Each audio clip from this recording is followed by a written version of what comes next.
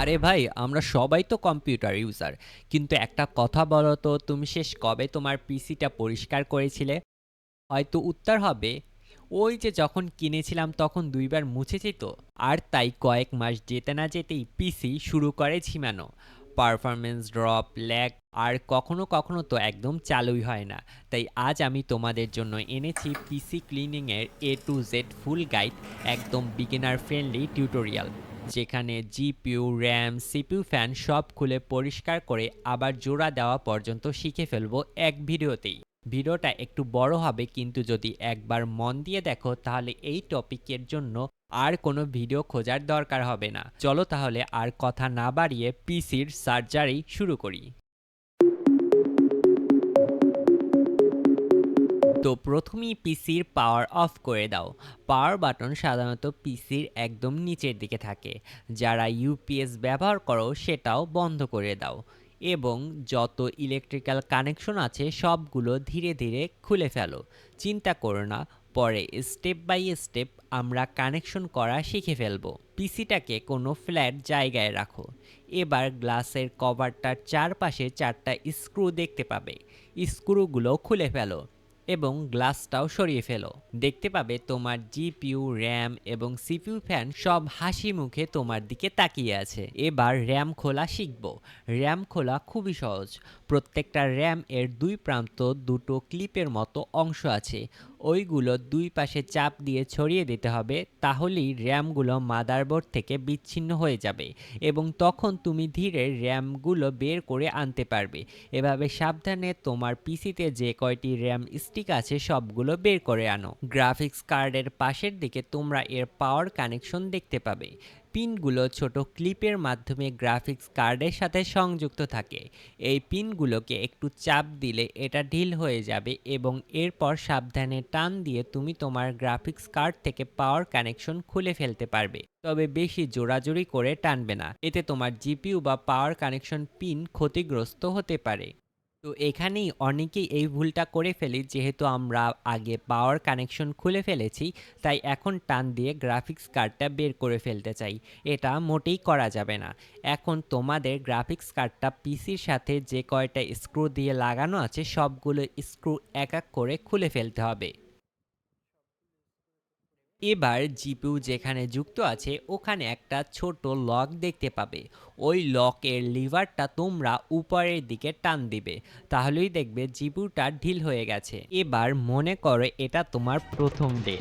গার্লফ্রেন্ডের হাত ধরছো, না খুব জোরে না খুব ধীরে, একদম জেন্টালি ধীরে ধীরে তোমার গার্লফ্রেন্ডকে জিপি কেস থেকে বের করে আনো।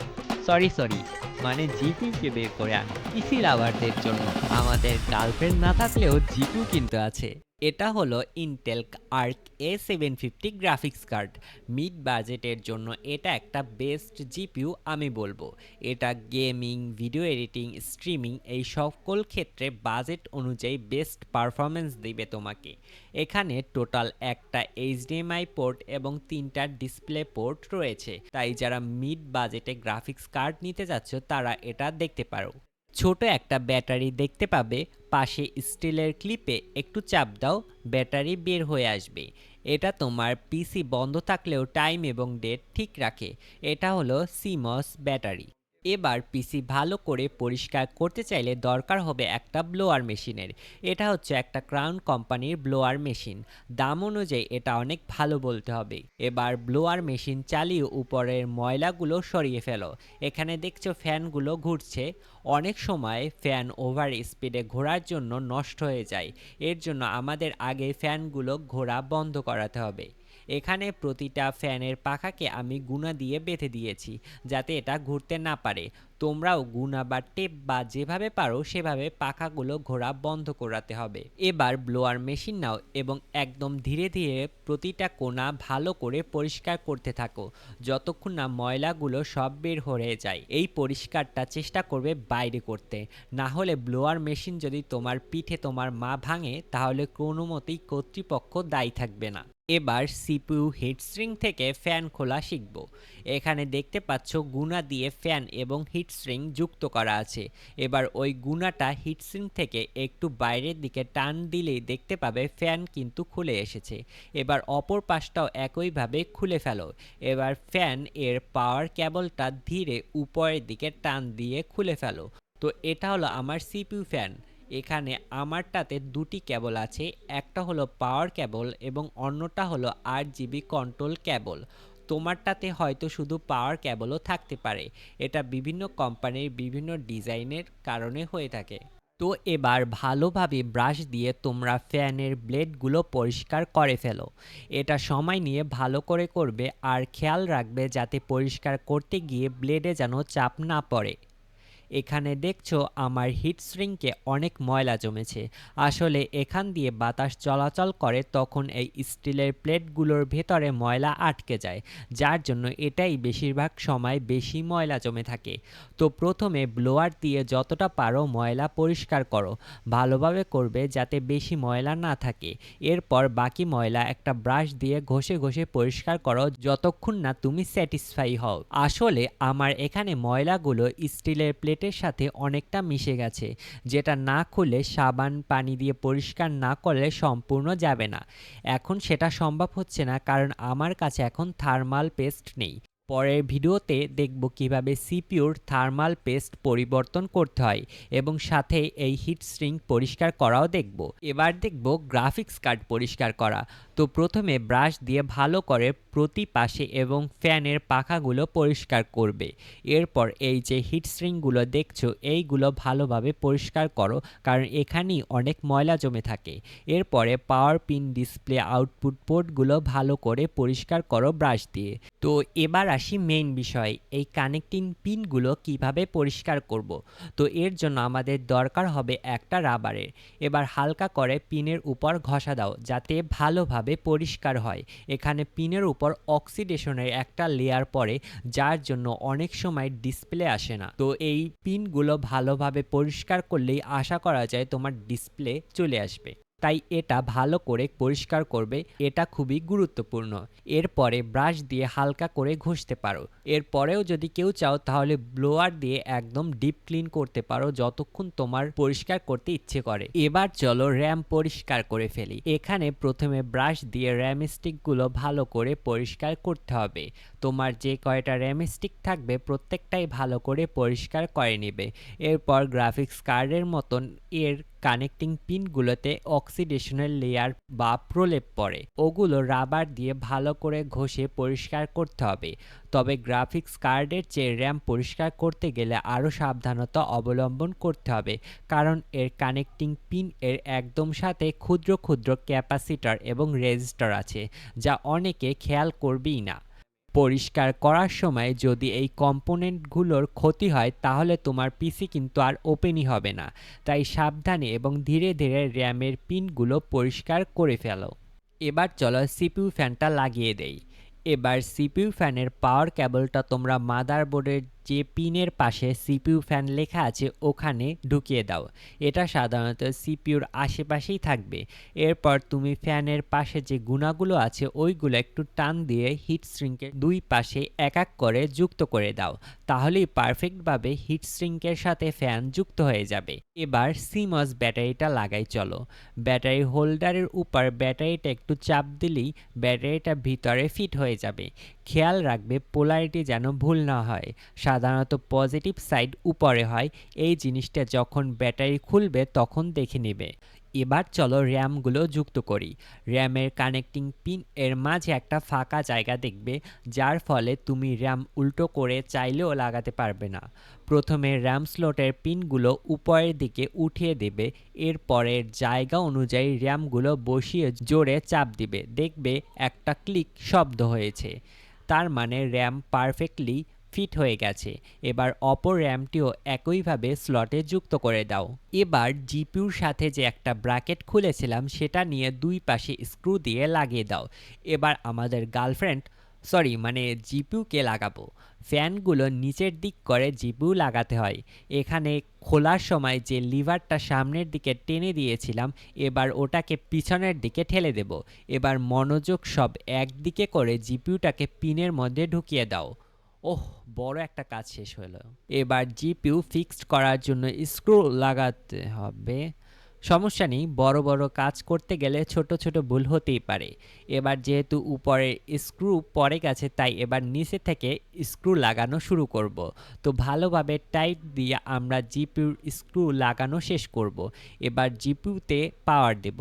আমার এখানে জিপিইউ 8 পিন এবং 6 পিনের পাওয়ার কানেক্ট করতে হয়, তাই আমি সেটা করে দেব। এখানে উল্টো করে লাগানোর কোনো অপশন নেই, হালকা একটু চাপ দিলে পিনগুলো অটোমেটিক লক হয়ে যাবে।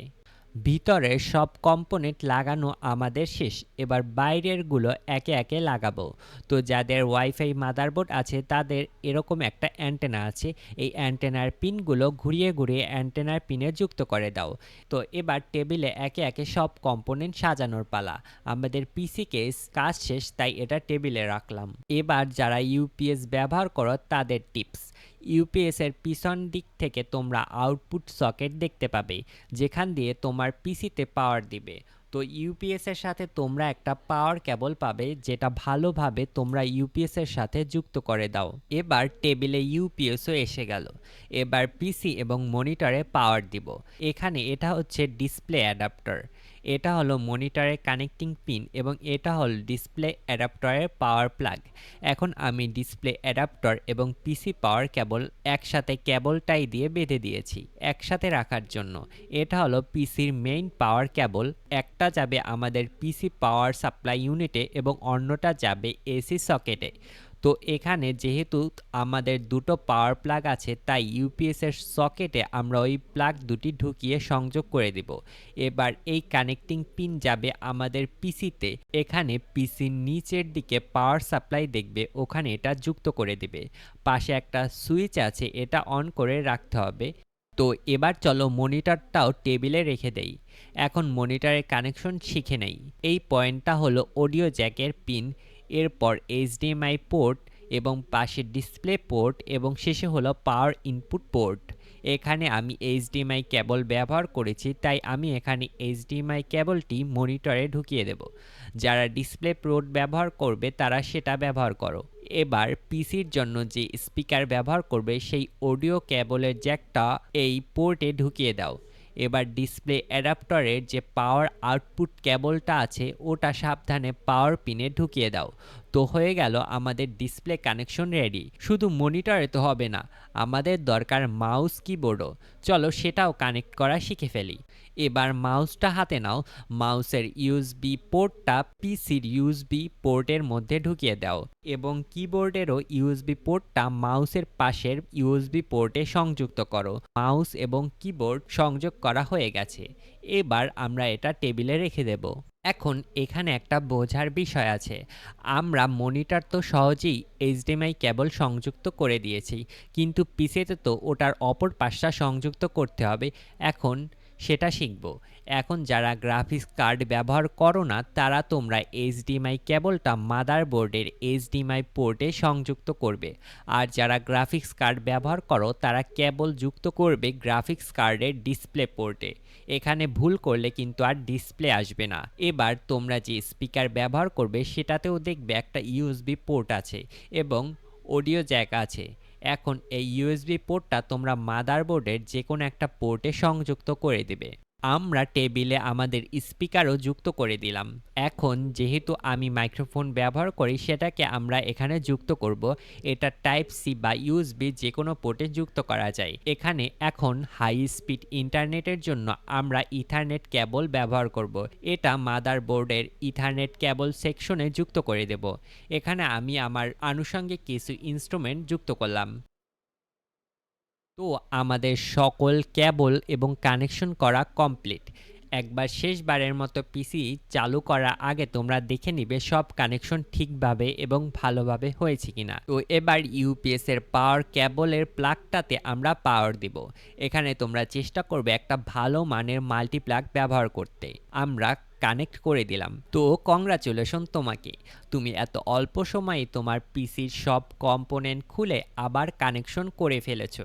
এটা একমাত্র তুমি বলেই সম্ভব হলো। তো এবার পরীক্ষার ফলাফল আসার পালা। তো প্রথমে যাদের ইউপিএস আছে তারা ইউপিএস অন করবে, আমারটা লং প্রেসে অন হয়। এখানে আমার মাইক এবং মনিটরে পাওয়ার চলে এসেছে। এবার চলো পাওয়ার বাটনটা চাপি।